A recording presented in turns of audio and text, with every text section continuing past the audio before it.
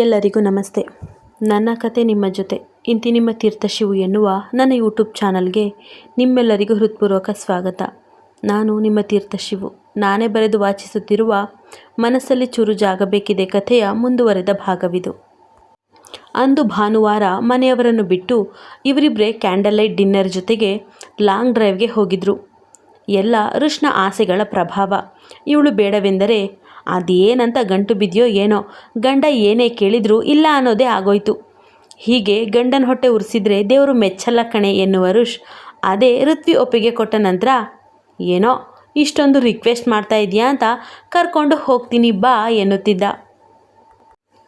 ಅಂತೂ ಮಾತು ಕೀಟಲೆ ತರಲೆ ಹರಟೆಯ ಜೊತೆಗೆ ಡಿನ್ನರ್ ಮುಗಿಸಿ ಲಾಂಗ್ ಡ್ರೈವ್ಗೆ ಹೋಗುತ್ತಾರೆ. ಮಾರ್ಗ ಮಧ್ಯೆ ಧೋ ಎಂದು ಸುರಿಯುವ ಮಳೆ ಕಂಡಾಗ ಸುಮ್ಮನಿರದ ಋತ್ವಿ ಕುಡ್ಕಾ ಪ್ಲೀಸ್ ಕಾರ್ ನಿಲ್ಲಿಸು, ಹೆಚ್ಚೇನೂ ಇಲ್ಲ, ಒಂದು 5 ನಿಮಿಷ ಮಳೆಯಲ್ಲಿ ಆಡಿ ಬರ್ತೀನಿ. ಇನ್ನೇನು 1 ತಿಂಗಳಿಗೆ ಮಳೆಗಾಲ ಮುಗಿದೇ ಹೋಗುತ್ತೆ, ಮತ್ತೆ ಮುಂದಿನ ವರ್ಷದ ಮಳೆಗಾಲ ಬರುವವರೆಗೂ ಕಾಯಬೇಕಲ್ಲ ಎಂದೆಲ್ಲ ಕಾಡಿ ಬೇಡಿ ಅವನು ಕಾರ್ ನಿಲ್ಲಿಸುವಂತೆ ಮಾಡಿ ಕೆಳಗಿಳಿಯುತ್ತಾಳೆ. 5 ನಿಮಿಷ ಎಂದ ಹುಡುಗಿಗೆ 15-30 ನಿಮಿಷ ಕಳೆದರೂ ಮಳೆಯಿಂದ ಆಚೆಗೆ ಬರುವ ಮನಸ್ಸೇ ಇಲ್ಲ. ಕನ್ನಡ ಹಾಡುಗಳಿಗೆ ತನ್ನದೇ ಸಾಹಿತ್ಯ ಸೇರಿಸಿ ಹಾಡೋದು, ಮಳೆಯಲ್ಲಿ ನೆನೆದು ಆಡೋದು. ಪಾಪ ಚಿಕ್ಕಂದಿನಿಂದ ಎಲ್ಲ ಆಸೆಯನ್ನು ಅದುಮಿಟ್ಟು ಬದುಕಿತ್ತು ಆ ಹೆಣ್ಣು. ಈಗಲಾದರೂ ತನ್ನಿಷ್ಟದಂತೆ ಬದುಕಲಿ ಎಂದುಕೊಂಡ ಋಷ್ ಕಾರಿನೊಳಗೆ ಕುಳಿತು ಅವಳ ಆಟಗಳನ್ನು ತನ್ನ ಫೋನಿನಲ್ಲಿ ವಿಡಿಯೋ ಮಾಡುತ್ತಿದ್ದ. ಇದಿಷ್ಟೇ ಅಲ್ಲ, ಅವಳು ಹೀರೋಗಳ ಅನುಕರಣೆ ಮಾಡಿ ಎಲ್ಲರನ್ನೂ ಆಡಿಕೊಂಡು ನಗ್ತಾ ಇದ್ದದ್ದು, ತಾನು ಕೋಪದಲ್ಲಿದ್ದಾಗ ತನ್ನನ್ನೇ ನಕಲು ಮಾಡುವುದು, ಹೀಗೆ ಎಲ್ಲವನ್ನು ವಿಡಿಯೋ ಮಾಡಿ ಜೋಪಾನವಾಗಿಟ್ಟಿದ್ದವನು ಅವುಗಳನ್ನೆಲ್ಲ ಒಟ್ಟಾಗಿ ಸೇರಿಸಿ ಅವಳ ಜನ್ಮದಿನಕ್ಕೆ ಒಂದು ಮರೆಯದ ಉಡುಗೊರೆ ಕೊಡಲು ತೀರ್ಮಾನ ಮಾಡಿದ್ದ. ಯಾವಾಗ 1 ಗಂಟೆ ಕಳೆದರೂ ಅವಳು ಕಾರೊಳಗೆ ಬರುವ ಮನಸ್ಸು ಮಾಡಲೇ ಇಲ್ಲ. ಆಗ ತಾನೇ ಅವಳ ಬಳಿ ಹೋಗಿ, ಲೇ ಬಿಳಿ ಹೆಗ್ಣ, ಸಾಕು ಬಾರೆ, 5 ನಿಮಿಷ ಅಂತ ಹೇಳಿ 1 ಗಂಟೆಯ ಮೇಲಾಯಿತು, ನಿಂದೆಂಥ ಹುಚ್ಚೆ ಇವಳೆ, ಈ ರೀತಿ ಮಳೆಯಲ್ಲಿ ನೆಂದು ಜ್ವರ ಬಂದರೆ ನಾನೇನೇ ಮಾಡಲಿ, ಬಾರೆ ಇವಳೆ, ಮಳೆಯಲ್ಲಿ ನೆನೆಯಬೇಡ ಎಂದವನಿಗೆ, ಮಳೆಯಲ್ಲಿ ನೆನೆಯೋದು ಬಿಡೋದು ನನ್ನಿಷ್ಟ, ಜ್ವರ ಬಂದರೆ ಬರಲಿ ಬಿಡು, ನಿಂಗೆ ಮಳೆ ಅಂದರೆ ಇಷ್ಟ ಇಲ್ಲ ತಾನೇ, ಆದರೂ ನೀನು ಯಾಕೆ ನೆನೀತಾ ಇದ್ದೀಯಾ, ಹೋಗಿ ಕಾರಲ್ಲಿ ಬೆಚ್ಚಗೆ ಕೂರು, ಇವತ್ತು ಮಳೆ ನಿಲ್ಲುವವರೆಗೂ ನಾನು ಬರಲ್ಲ ಎನ್ನುತ್ತಾಳೆ ಋತ್ವಿ. ಇಲ್ಲ ಮತ್ತೆ ನೀನು ಮಳೆಯಲ್ಲಿ ನೆನೆಯುವಾಗ ನಿನ್ನನ್ನು ಬಿಟ್ಟು ಸುಮ್ಮನೆ ಇರೋಕೆ ಆಗುತ್ತಾ, ನಿನಗೆ ಜ್ವರ ಬಂದರೆ ನನಗೆ ಹಿಂಸೆ ಆಗುತ್ತೆ, ನೀನು ಸಂಕಟ ಪಡುವುದನ್ನು ನೋಡೋಕೆ ನಂಗಾಗಲ್ಲ, ಅದಕ್ಕೆ ಕರಿತಾ ಇದ್ದೀನಿ, ಸುಮ್ಮನೆ ಬಾರೆ ಇವಳೆ ಎಂದವನ ಮಾತಿಗೆ ನಗುವ ಋತ್ವಿ ಅದೇ ಯಾಕೆ ಅಂತ ಕೇಳಿದ್ದು. ನನಗೆ ಏನೇ ಆದರೂ ನೀನು ಯಾಕೆ ಸಂಕಟ ಪಡಬೇಕು ಎಂದರೆ, ಅದೆಲ್ಲ ಗೊತ್ತಿಲ್ಲ, ನೀನು ಸುಮ್ಮನೆ ಬಾ ಎನ್ನುತ್ತಾನೆ ಋಷ್. ಬರಲ್ಲ, ಹೋಗು, ಮೊದಲು ನಾನು ಕೇಳಿದ ಪ್ರಶ್ನೆಗೆ ಉತ್ತರ ತಿಳ್ಕೊಂಡು ಬಾ, ಗೊತ್ತಿಲ್ಲ ಅಂದರೆ ನೀನು ಕೂಡ ನಿನ್ನ ಮನಸ್ಸನ್ನು ಕೇಳಿ ನೋಡು, ಉತ್ತರ ಸಿಗುತ್ತೆ ಎನ್ನುತ್ತಾಳೆ ಋತ್ವಿ. ಅಷ್ಟಕ್ಕೆ ಅವಳನ್ನು ತನ್ನತ್ತ ಸೆಳೆಯುವ ಋಷ್ ಅವಳ ಮೊಗವನ್ನು ಬೊಗಸೆಯಲ್ಲಿ ಹಿಡಿದು, ಉತ್ತರ ಸಿಗಬೇಕಾದಾಗ ಸಿಕ್ಕರೆ ಸಾಕು, ನೀನೀಗ ಹೀಗೆ ಇದ್ದರೆ ರಸ್ತೆ ಅಂತಲೂ ನೋಡದೆ ನನ್ನ ಉಸಿರನ್ನು ನಿನ್ನುಸಿರಿನ ಜೊತೆಗೆ ಎಕ್ಸ್ಚೇಂಜ್ ಮಾಡ್ತೀನಿ ಅಷ್ಟೇ ಎನ್ನುತ್ತಾ ಅವಳ ಹಣೆಗೆ ತನ್ನ ಹಣೆ ತಾಕಿಸಲು ನಾಚಿ ತಲೆ ತಗ್ಗಿಸುತ್ತಾಳೆ ಋತ್ವಿ. ಅವಳ ನಾಚಿಗೆ ಕಂಡವನ ತುಟಿಯಲ್ಲೂ ನಗು ಮೂಡಿತ್ತು.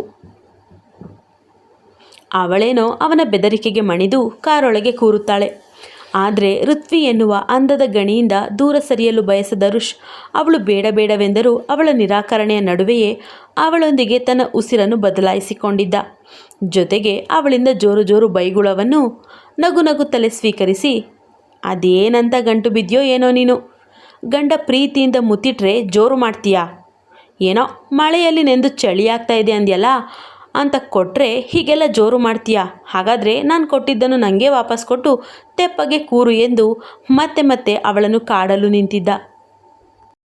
ಮಾರನೇ ದಿನ ಕಾಲೇಜಿಗೆ ಹೋಗುವಾಗ ಕಾಲೇಜಿನ ಗೇಟಿನ ಪಕ್ಕವೇ ತಟ್ಟೆ ಹಿಡಿದುಕೊಂಡು ನಿಂತಿದ್ದ ಭಿಕ್ಷುಕನೋರ್ವನಿಗೆ ಹಣ ನೀಡುವ ಋತ್ವಿಯ ಕೈಯಿಂದ ಪಡೆದ ಹಣವನ್ನು ನೆಲಕ್ಕೆ ಹಾಕುವ ಆತ, ಇನ್ಮುಂದೆ ಪೂರ್ತಿ ಕಣ್ಣೀರಲ್ಲೇ ಕೈ ತೊಳೆಯುವ ಈ ಕೈಯಿಂದ ನೀಡುವ ಭಿಕ್ಷೆ ನನಗೆ ಬೇಡ ಎಂದು ಹೋದರೆ ಆತನ ಮಾತುಗಳನ್ನು ಕೇಳಿದ ಋತ್ವಿ ಆಘಾತದಲ್ಲಿ ನಿಲ್ಲುತ್ತಾಳೆ.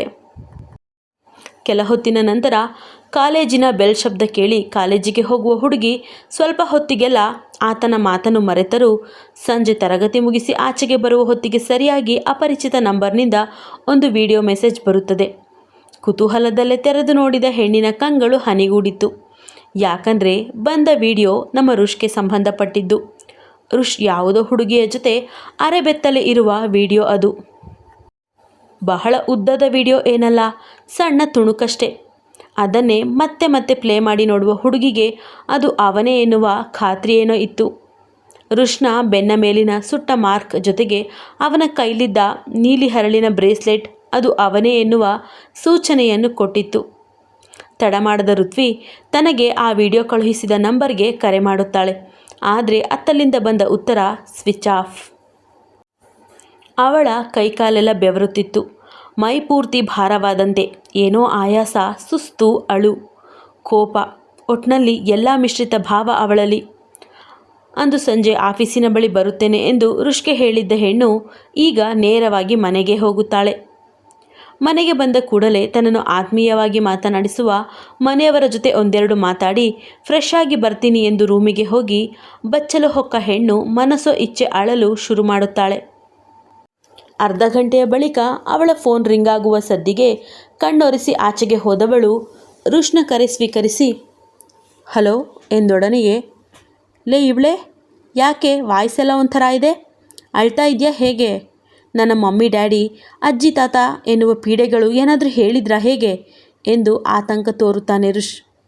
ಅವನ ಆ ಕಾಳಜಿಯ ಮಾತುಗಳೇ ಸಾಕಿತ್ತು ಅವಳಿಗೆ. ಅಳ್ತಾ ಇರಲಿಲ್ಲ ಕುಡ್ಕ, ಅದು ಮೆಣಸಿನಕಾಯಿ ಬಜ್ಜಿ ಮಾಡಿದ್ದೆ, ಅದನ್ನು ತಿಂದುಬಿಟ್ಟೆ, ಸ್ವಲ್ಪ ಖಾರ ಜಾಸ್ತಿ ಆಯಿತು ಅಷ್ಟೇ. ಮತ್ತು ಆಫೀಸಿಗೆ ಬರ್ತೀನಿ ಅಂತ ಹೇಳಿದ್ದೆ ಅಲ್ವಾ, ಆದರೆ ಸಾರಿ, ಓದೋದಕ್ಕೆ ಜಾಸ್ತಿ ಇತ್ತು, ಅದಕ್ಕೆ ಬರೋದಕ್ಕೆ ಆಗಲಿಲ್ಲ. ಮತ್ತು ನೀನು ಎಷ್ಟೊತ್ತಿಗೆ ಬರ್ತೀಯಾ ಎನ್ನುತ್ತಲೇ ಕಣ್ಣನ್ನು ಮೂಗನ್ನು ಒರೆಸುತ್ತಾಳೆ ಋತ್ವಿ. ಇನ್ನೂ 1 ಗಂಟೆ ಆಗುತ್ತೆ ಕಣೇವಳೆ, ಮತ್ತು ನನಗೂ ಮೆಣಸಿನಕಾಯಿ ಬಜ್ಜಿ ಬೇಕು, ಹಾಗೆ ಬರುವಾಗ ನಿನಗೆ ಏನಾದರೂ ತರಬೇಕಾ ಎನ್ನುತ್ತಾನೆ ಋಷ್. ಹೇ ಹೋಗಪ್ಪ, ಯಾವಾಗಲೂ ಇದನ್ನೇ ಕೇಳ್ತೀಯಾ, ನಾನು ಹೇಳೋದನ್ನೇ ಹೇಳ್ತೀನಿ, ನನಗೆ ಮಲ್ಲಿಗೆ ಹೂವು ಮಾತ್ರ ಸಾಕು ಅಂತ ಎಂದು ಹುಸಿಗದರುವ ಹೆಣ್ಣಿಗೆ ನನ್ನ ಬಿಳಿ ಹೆಗ್ಣ ಇವತ್ತು ಬೇರೆ ಏನಾದರೂ ಕೇಳಬಹುದೇನೋ ಎಂದುಕೊಂಡು ಕೇಳಿದೆ ಕಣೆ. ಆದರೆ ನಿನಗೋ ಒಂದೋ ಆ ಸ್ಫಟಿಕ ಹೂವು ಅಥವಾ ಮಲ್ಲಿಗೆ ಹೂವನ್ನು ಬಿಟ್ಟರೆ ಬೇರೆ ಏನೂ ಇಷ್ಟ ಆಗಲ್ಲ. ಹೋಗೆ ಹೇಳೆ, ನೀನು ಕೂಡ ಬೇರೆಯವರ ಹೆಂಡತಿಯರ ಹಾಗೆ ಅದು ಬೇಕು ಇದು ಬೇಕು ಅಂತ ಡಿಮ್ಯಾಂಡ್ ಮಾಡೋದು ಯಾವಾಗ ಎಂದು ತಾನು ಸಹ ಹುಸಿಗದರುತ್ತಾನೆ ಋಷ್. ಆಗ ಋತ್ವಿ, ಹೇ ಹೋಗೋ ಮೆಂಟಲ್ ಮಂಜ, ನನಗೆ ಏನಿಷ್ಟ ಆಗುತ್ತೋ ಅದನ್ನೇ ಕೇಳೋದು, ಆದರೂ ನೀನು ಇಷ್ಟೆಲ್ಲ ಹೇಳ್ತಾ ಇದೆಯಾ ಎನ್ನುವುದಕ್ಕಾಗಿ ಹೇಳ್ತೀನಿ, ಇವತ್ತು ಮಲ್ಲಿಗೆ ಹೂವಿನ ಜೊತೆಗೆ ಯಾವುದಾದ್ರೂ ಕನ್ನಡ ಸಸ್ಪೆನ್ಸ್ ಥ್ರಿಲ್ಲರ್ ಕಾದಂಬರಿ ಪುಸ್ತಕ ತೆಗೆದುಕೊಂಡು ಬಾ ಎಂದರೆ, ಏನ ಸಸ್ಪೆನ್ಸ್ ಥ್ರಿಲ್ಲರ್ ಬುಕ್ ಬೇಕಾ? ಗಂಡನ ಹತ್ರ ಈ ಥರ ಬುಕ್ ಕೇಳೋಕ್ಕೆ ನಾಚಿಕೆ ಆಗಲ್ವ ನಿಂಗೆ? ಮದುವೆ ಆದ ಹೆಂಗಸರು ಯಾರಾದರೂ ಈ ರೀತಿ ಬುಕ್ ಕೇಳ್ತಾರಾ? ಅದೇನು ಹೇಳ್ತೀನೋ ಏನೋ ನೀನು, ಅದೇನು ಅಂತ ಗಂಟು ಬಿದ್ದಿಯೋ ನನಗೆ. ಹೀಗೆ ಎಲ್ಲದಕ್ಕೂ ಬರೀ ಉಲ್ಟಾನೇ ಹೇಳ್ತೀಯಾ. ಹೀಗಾದರೆ ನನ್ನ ಕತೆ ಮುಗೀತು, ಇಡು ಫೋನ್ನ ಹೆಗಣ. ನಿನ್ನ ಜೊತೆ ಏಗಿ ನನಗೂ ಸಾಕಾಗಿ ಹೋಯಿತು, ಬರ್ತೀನಿರು ನಿಂಗೆ ಎಂದು ಗದರುವ ಋಷ್ನ ಮಾತಿಗೆ ಜೋರಾಗಿ ನಗುವ ಋತ್ವಿ ಫೋನ್ನ ಇಡಬೇಕಂತೆ. ಅಯ್ಯೋ ನೀನೋ ನಿನ್ನ ಕನ್ನಡವೋ, ಬೇಗ ಬಾ ಎಂದು ಕಾಲ್ ಕಟ್ ಮಾಡುತ್ತಾಳೆ. 1-2 ನಿಮಿಷ ನಕ್ಕ ಹೆಣ್ಣು ತನ್ನ ಡೈರಿ ತೆಗೆದು, ಹೇ ಕುಡ್ಕ, ಇವತ್ತು ಏನಾಯಿತು ಗೊತ್ತಾ? ಯಾರೋ ನಿನ್ನ ಯಾವುದೋ ಹಳೆಯ ವಿಡಿಯೋವನ್ನು ಕಳಿಸಿದ್ದಾರೆ ನನಗೆ. ಅದರಲ್ಲಿ ನೀನು ಯಾವುದೋ ಹುಡುಗಿಯ ಜೊತೆ ಅರೆಬೆತ್ತಲೆ ಇದ್ದೆ ಗೊತ್ತಾ? ಅದನ್ನು ನೋಡಿದ ಕೂಡಲೇ ನನಗೆ ಅಳು ಬಂತು, ಉಸಿರು ಕಟ್ಟಿದ ಹಾಗೆ, ಕೈಕಾಲು ಬೆವರಿ ನನಗೆ ಬವಳಿ ಬಂದಂತೆಲ್ಲ ಆಯಿತು, ಜೊತೆಗೆ ಕೋಪ ಕೂಡ ಬಂತು. ನನಗೆ ನಿನ್ನನ್ನು ಬೇರೆ ಹೆಣ್ಣಿನ ಜೊತೆ ನೋಡಲು ಕಷ್ಟ ಆಗುತ್ತೆ, ಯಾಕಂದರೆ ನಾನು ನಿನ್ನನ್ನು ಮನಸಾರೆ ಪ್ರೀತಿ ಮಾಡ್ತೀನಿ, ನನಗಿಂತ ಹೆಚ್ಚೇ ನಿನ್ನನ್ನು ಪ್ರೀತಿ ಮಾಡ್ತೀನಿ. ಆಗ ನಿನ್ನ ಮೇಲೆ ಕೋಪ ಇತ್ತು, ದುಃಖ ಕೂಡ ಇತ್ತು, ಆದರೆ ಈಗ ಇಲ್ಲ. ಯಾಕೆ ಹೇಳು? ಯಾಕಂದರೆ ಅದೆಲ್ಲ ನಿನ್ನ ಪಾಸ್ಟ್ ಲೈಫ್ಗೆ ಸಂಬಂಧಪಟ್ಟ ವಿಷಯ. ಆದ್ರೀಗ ನೀನು ಚೇಂಜ್ ಆಗಿದೆಯಾ ಅಂತ ನನಗೂ ಗೊತ್ತು.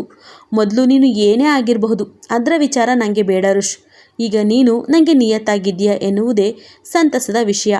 ನಂಗೆ ಗೊತ್ತು ನನ್ನ ಗಂಡ ನನಗೆ ಮೋಸ ಮಾಡಲ್ಲ ಅಂತ. ನೀನೊಬ್ಬನೇ ಅಲ್ಲ, ಮದುವೆಗೆ ಮುಂಚೆ ಎಷ್ಟೋ ಗಂಡಸರು ಹೆಂಗಸರು ಏನೇನೋ ಆಡಿರ್ತಾರೆ. ಅಟ್ಲೀಸ್ಟ್ ಮದುವೆ ಆದ ಮೇಲಾದರೂ ಒಳ್ಳೆಯ ರೀತಿಯಲ್ಲಿ ಬದುಕಿದರೆ ಸಾಕಲ್ಲ. ನಾನು ಬಯಸುವುದು ಸಹ ಅದನ್ನೇ. ಬಹುಶಃ ಮದುವೆಗೆ ಮೊದಲು ನೀನು ಸಹವಾಸ ಮಾಡಿದ ಹೆಣ್ಣುಗಳಲ್ಲಿ ಯಾರೋ ಈ ರೀತಿಯ ವಿಡಿಯೋ ಮಾಡಿಕೊಂಡು ನಮ್ಮಿಬ್ಬರನ್ನು ಬೇರೆ ಮಾಡಲು ನೋಡ್ತಾ ಇದ್ದಾರೆ ಅನಿಸುತ್ತೆ. ಅದಕ್ಕೆ ನನಗೆ ವಿಡಿಯೋವನ್ನು ಕಳುಹಿಸಿದ್ದಾರೆ ಕುಡ್ಕ. ಆದರೆ ನಾನು ನಿನ್ನ ಬಗ್ಗೆ ತಪ್ಪಾಗಿ ತಿಳಿದು ಜಗಳ ಆಡಿ ನಿನ್ನಿಂದ ದೂರ ಹೋಗಲ್ಲ ಬಿಡು. ನನಗೆ ಹಳೆಯ ಋಷ್ಯಂಕ್ ಚಟರ್ಜಿಯ ವಿಷಯವೇ ಬೇಕಾಗಿಲ್ಲ. ನನಗೆ ನನ್ನ ಗಂಡ ಋಷ್ ಎನ್ನುವ ಈ ಎಣ್ಣೆ ಮಾಸ್ಟರ್ನ ವಿಚಾರಗಳೇ ಸಾಕು. Totally I love you Rish. ಇದಿಷ್ಟನ್ನು ಬರೆದು ಡೈರಿ ಮುಚ್ಚಿಟ್ಟು ಅವನಿಗಾಗಿ ಮೆಣಸಿನಕಾಯಿ ಬಜ್ಜಿಯನ್ನು ಮಾಡಲು ಹೋಗುತ್ತಾಳೆ ಋತ್ವಿ. ಕಥೆ ಮುಂದುವರಿಯುವುದು. ಎಂದಿನಂತೆ ನಿಮ್ಮ ಪ್ರೋತ್ಸಾಹದ ನಿರೀಕ್ಷೆಯಲ್ಲಿ. ಕತೆ ಮತ್ತು ಸಂಚಿಕೆ ಇಷ್ಟವಾಗಿದ್ದರೆ ಲೈಕ್ ಮಾಡೋದನ್ನು ಮರಿಬೇಡಿ. ಮುಂದಿನ ಸಂಚಿಕೆಯಲ್ಲಿ ಸಿಗೋಣ. ಅಲ್ಲಿಯವರೆಗೂ ಟೇಕ್ ಕೇರ್. ಬಾಯ್ ಬಾಯ್.